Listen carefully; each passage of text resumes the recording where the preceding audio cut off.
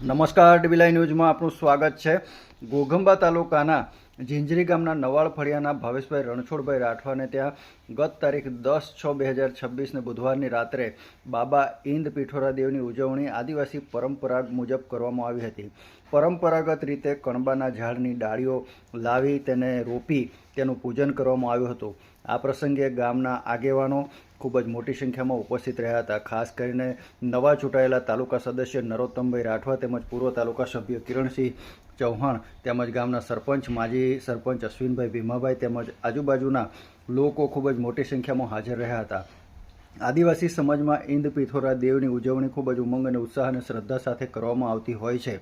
ત્યારે ચોમાસાની શરૂઆત પહેલાં તાલુકાના ઝીંઝરી ગામના નવાળ ફળિયાની અંદર ખૂબ જ ધાર્મિક પરંપરા પ્રમાણે ભાવેશભાઈ રણછોડભાઈ રાઠવાને ત્યાં બાબા ઈંદની ઉજવણી કરવામાં આવી હતી। રાઠવા સમાજના કોઈપણ પ્રસંગની અંદર ખૂબ જ ભારે સંખ્યામાં લોકો ઉત્સાહપૂર્વક ભાગ લેતા હોય છે।